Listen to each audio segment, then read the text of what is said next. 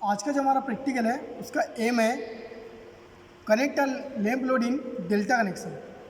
हिंदी में होगा लैंप बार को डेल्टा कनेक्शन में जोड़ना। आइए सबसे पहले इसके देखेंगे हम सर्किट डायग्राम। यह पूरा कंप्लीट सर्किट डायग्राम है डेल्टा कनेक्शन का। हमने इसको वर्क पेज पर तैयार किया है।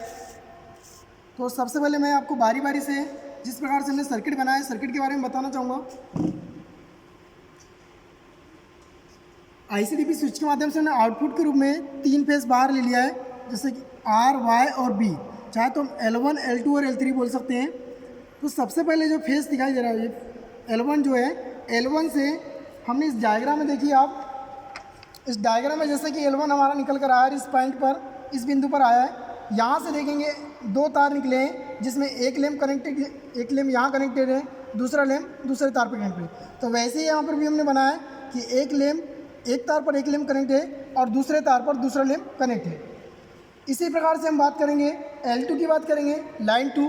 यहाँ पर हम देखेंगे लाइन 2 भी इसी प्रकार से इस बिंदु पर कनेक्ट है और यहाँ से ही 2 तार निकले हैं, जो एक तार यहाँ पर दिखाई दे रहा है आपको, एक लैंप पे कनेक्टेड है और दूसरा तार यहाँ दूसरे लैंप में कनेक्टेड है, जैसा कि आपको यहाँ डायग्राम में दिखाई दे रहा है। इसी प्रकार से हम बात करेंगे लाइन L3 की। तो L3 हमारा यहाँ से सीधे निकलकर इस बिंदु पर यहाँ पर मिला है। उसी प्रकार से हम L3 की यहाँ से बात करेंगे। तो L3 हमारा यहाँ से सीधे, हमने यहाँ पर एक आमीटर लगाया है लाइन में। L3 में हमने एक आमीटर लगाया है। आमीटर हमने इसलिए लगाया है ताकि हम लाइन करंट की वैल्यू को माप सकें, इसीलिए हमने एक आमीटर लगाया है और आमीटर से आउटपुट लिया है। आमीटर से हमने आउटपुट लिया है और यहाँ हमने इस वाले बिंदु पर कनेक्ट कर दिया है। जैसा कि आपको इस डायग्राम में दिख रहा होगा, L3 हमारा सीधे निकल कर आया है और इस वाले बिंदु पर कनेक्टेड है। यहाँ पर आपको दिख रहा है कि यहाँ से जो एक तार हमारा जो निकल कर आया है उससे एक आमीटर कनेक्टेड है। आमीटर के से निकल कर दूसरा तार हमारा एक लैंप पे कनेक्टेड है, जैसा कि आपको इस डायग्राम में दिखाई दे रहा है। पहले आमीटर है, उसके बाद में एक वोल्टमीटर, एक लैंप लगा हुआ है। तो हमने यहाँ पर जो आमीटर को कनेक्ट किया है, यहाँ हमको फेज धारा की वैल्यू को बताएगा, इसलिए हमने आमीटर लगाया है। इसी प्रकार से हमने, जैसा कि आपको डायग्राम में दिख रहा है, एक फेज पर हमारे 2 लैंप लगे हैं। इसी प्रकार से हमारे पास फेसों की संख्या 1, 2, 3 है। इसी प्रकार से हमारे पास 6 लैंप यहाँ पर कनेक्टेड है। इस सर्किट में आपको दिखाई दे रहा होगा 6 लैंप यहाँ पर कनेक्ट है। और यह जो हमने मीटर लगाया है, वोल्ट मीटर, ये L1 और L2 के बीच में लगाया है ताकि हमको लाइन वोल्टेज की वैल्यू को बताए, इसलिए हमने यहाँ पर 0 से 500 वोल्ट का वोल्ट मीटर लगाया है। और हमें लाइन वोल्टेज की वैल्यू तो यहाँ से मिल जाएगी। फेस वोल्टेज की वैल्यू को मापने के लिए हमने या इस वाले फेस और इस वाले बिंदु पर, मतलब 2 फेस के बीच में हमने एक वोल्ट मीटर को लगाया ताकि हमको इसके माध्यम से हमको फेस वोल्टेज की वैल्यू को मिल जाए। यह वोल्ट मीटर भी हमारा 0 से 500 वोल्ट का वोल्ट मीटर है। इसी प्रकार से जो आपको ये दिखाई दे रहा है, यह पूरा अभी ऑफ सर्किट है हमारा। तो इस सर्किट को हमको चलाने के लिए इस पैनल के माध्यम से हमने 3 फेस सप्लाई लिया है। यहाँ से हम MCB ऑन करेंगे और ये 3 फेस सप्लाई हमारी इस ICDP स्विच पर आ गई है। यहाँ से हम इस हैंडल की सहायता से इसको ऑन करेंगे तो हमारा जो सर्किट है वो ऑन हो जाएगा। इसको ऑन करेंगे, ये हमने ऑन कर दिया है। हमारा सर्किट पूरी तरह से ऑन हो चुका है और हमारे जो 6 लैंप लगे हुए हैं, 6 लैंप भी प्रकाशित हो गए हैं पूर्ण तरह से। अब इसमें हम देखेंगे, सबसे पहले वोल्टेज देखेंगे हम। 2 लाइन के बीच में वोल्टमीटर लगाया हमने वोल्टेज नापने के लिए। तो वोल्टेज की वैल्यू देखेंगे हमने, तो हमको 400 वोल्ट के लगभग बता रहा है यह वोल्टमीटर। यह क्या है? लाइन वोल्टेज की वैल्यू को बता रहा है। इसी प्रकार से हमने फेस वोल्टेज की वैल्यू को नापने के लिए हमने लोड के बीच में लगा रखा है। यह वोल्टमीटर हमको फेस वोल्टेज की वैल्यू दिखा रहा है, यह भी हमको 400 वोल्ट लगभग दिखा रहा है। कहने का मतलब इसमें डेल्टा कनेक्शन में यह हो रहा है कि लाइन वोल्टेज बराबर फेस वोल्टेज, मतलब जो लाइन वोल्टेज की वैल्यू रहेगी सेम उसी प्रकार से हमारी फेस वोल्टेज की वैल्यू रहेगी। अब बात करेंगे हम धारा की, जो लाइन धारा को मापने के लिए हमने आमीटर को, देखो, इस लाइन पर कनेक्ट करके रखा है हमने और यहाँ से हमको आमीटर की वैल्यू नहीं बता रहा है। मतलब यह आमीटर जो है वो 0 से 5 एम्पीयर का है, तो हमको नहीं बता रहा है। तो हम इस आमीटर को नापने के लिए, करंट को नापने के लिए हम इस टोंग टेस्टर के माध्यम से या क्लैम्प मीटर इसी को बोला जाता है, क्लैम्प मीटर के माध्यम से AC 200 एम्पीयर पर सेट करेंगे और हम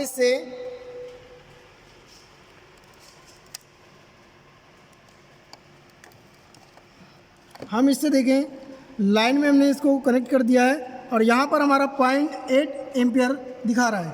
इसी प्रकार से हम लाइन 2 लाइन 3 में भी देखेंगे तो हमारा जो करंट का मान है वो सेम हमारा 0.8 या 0.80 दिखाएगा। तो दूसरे में भी हमको वही दिखा रहा है। हम चाहे तो तीसरे लाइन में भी देखेंगे तो हमारा 0.8 ही हमको एम्पीयर दिखा रहा है। तो इसका मतलब जो लाइन में जो धारा है इसका मान हमको 0.8 एम्पीयर दिखा रहा है। अब हम देखेंगे फेज धारा का मान, तो फेज धारा का मान हमको लोड के बीच में देखेंगे तो यहाँ भी यह मीटर हमारा 0 से 5 एम्पीयर का है। तो यहाँ मीटर हमको रीडिंग बहुत कम दिखा रहा है, तो ठीक तरीके से दिखाई नहीं दे रहा है। तो इसमें हम इस क्लैम्प मीटर की सहायता से यहाँ का भी हम करंट नाप लेंगे। तो यहाँ का करंट नापेंगे हम तो हमारा 0.34 बता रहा है। इसी प्रकार से हम यहाँ भी नाप सकते हैं और यहाँ भी अगर नापेंगे तो हमारा इस लोड के बीच में भी हमारा 0.4 ही दिखा रहा है।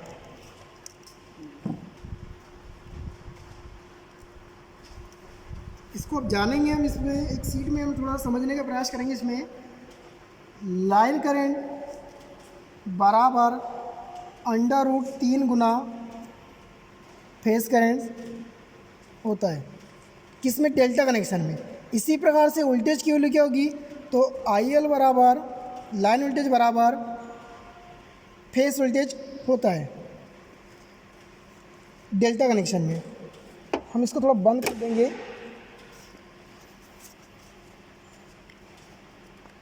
तो अभी हम देखेंगे इसमें जो हमारा लाइन करंट का मान है तो हम यहाँ पर लिख देंगे IL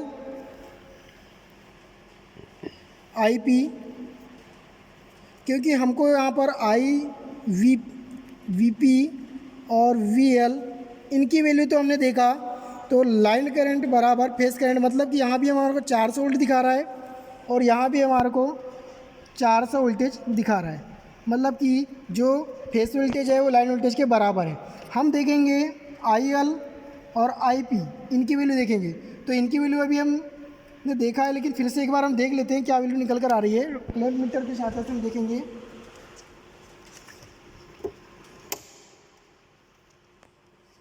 सबसे पहले देखेंगे हम IL की वैल्यू। तो IL की वैल्यू हमारी यहाँ से निकल कर आ जाएगी। IL की वैल्यू आ रही है हमारी 0.7 मान लेते हैं। 0.7 हमारा IL, मतलब लाइन में जाने वाली जो धारा है उसका मान आ रहा है 0.7 एम्पियर में आ रहा है। इसी प्रकार से हम IP की धारा देखेंगे। IP मतलब कि हमारा फेस करंट का मान देखेंगे। तो फेस करंट का मान हम यहाँ से देखेंगे तो यहाँ से हमारा दिखा रहा है फेस करंट का मान 0.34। हम चाहे तो यहाँ भी देख सकते हैं, यहाँ हमारा दिखा रहा है 0.4 एम्पियर। तो हमारी जो फेस करंट की धारा है वो 0.4 एम्पियर दिखा रही है। इस प्रकार से इसका मान हम यहाँ रखेंगे IL बराबर √3 गुणा IP। अगर हम यहाँ पर इसका IL है, यहाँ पर IL हमको अगर IL की वैल्यू निकालना है तो √3 का जो मान होगा 1.732 गुणा IP के मान हमारे यहाँ से निकल कर आ रहा है 0.4। तो यहाँ हम लिख देंगे 0.4 अगर रखते हैं और इसको जब हम सॉल्व करेंगे तो IL बराबर हमारा निकल कर आ जाएगा 0.6928 एम्पियर निकल कर आ जाएगा।